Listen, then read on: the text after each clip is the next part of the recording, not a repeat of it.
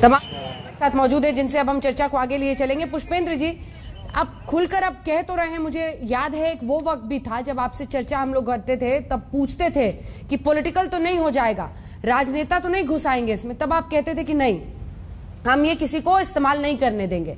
लेकिन आज ऐसी नौबत आ गई है, इसके बाद मैं आ रही हूँ धर्मवीर जी, आज ऐसी नौबत आ गई है कि आप सीना ठोक के कह रहे हैं कि हाँ ये राजनीति है, आपको हटाने की राजनीति है। नहीं, इसमें राजनेता कोई नहीं घुसा है, किसानों ने इनको बनाया था, इनको वोट दे करके वहां बैठाया था कि जनता है, और ये जब जनता आती है तो मुझे अगर परमिशन दे तो 10 सेकंड में मैं रामधारी सिंह दिनकर की 4 लाइनें इनको सुनाना चाहता हूँ। जनतंत्र का जन्म कविता में ऊपर लिखा है, हुंकारों से महलों की नींव उखड़ जाती, सांसों के बल से ताज हवा में उड़ता है, जनता की रोके राह समय में ताव कहां, वह जिधर चाहती काल उधर ही उड़ता है, तो राह समय के रथ का घर घर नाद सुनो, सिंहासन खाली करो कि जनता आती है।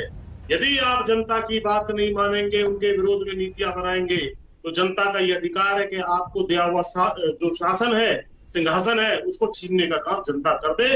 वही जनता जो है सड़कों को उतर के ये करने जा रही है। इनकी आंखें आज खुल जाए, कल खुल जाए, छीनने के बाद खुल जाए। जी, एक रिएक्शन जल्दी से आपसे, उसके बाद से सुधांशु जी आप जवाब दीजिएगा।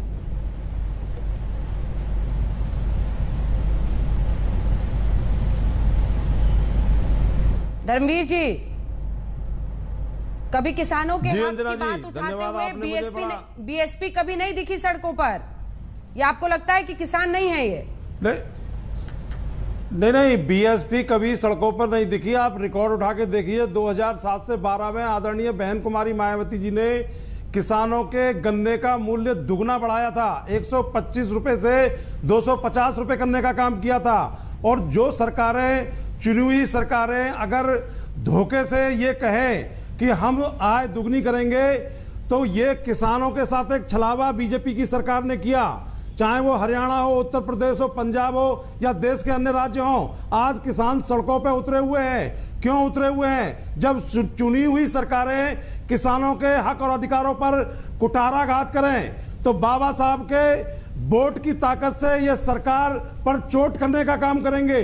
और आज उत्तर प्रदेश समेत पूरे देश में जो किसानों की हालत है, आज बिजली, पानी, खाद के रेट क्या है, लेकिन ये निकम्मी सरकारों ने किसानों की दुगनी आय, छोड़ दीजिए आप अंजना जी, जो बीजेपी के लोगों ने कहा था कि हम जो है किसानों के लिए ये योजना लाएंगे, वो योजना लाएंगे, कोई योजना किसानों के लिए सरकार नहीं लाई। अडानी अंबानी को आगे करके इन्होंने जो है किसानों की जमीनों पर अपनी बुरी नजरें डालने का काम किया है। और इस देश का अन्नदाता किसान अपनी जमीन को अपनी मां से भी ज्यादा प्यार करता है। वो अपनी जमीन नहीं देगा, अपनी फसल की लागत को पूंजीपतियों के हाथों में नहीं जाने देगा, वो जान दे देगा, लेकिन पीछे नहीं हटेगा।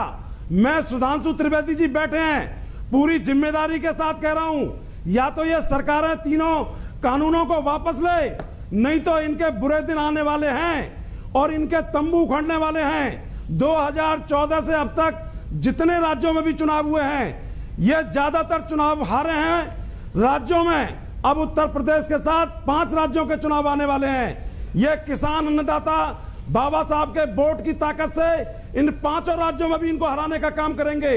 और जो बार बार कहा जा रहा है कि राजनीति हो रही है, तो क्या ये राजनीति सिर्फ बीजेपी वाले जानते हैं, दूसरी पार्टियां नहीं जानती, या इस देश का अन्नदाता नहीं जानता?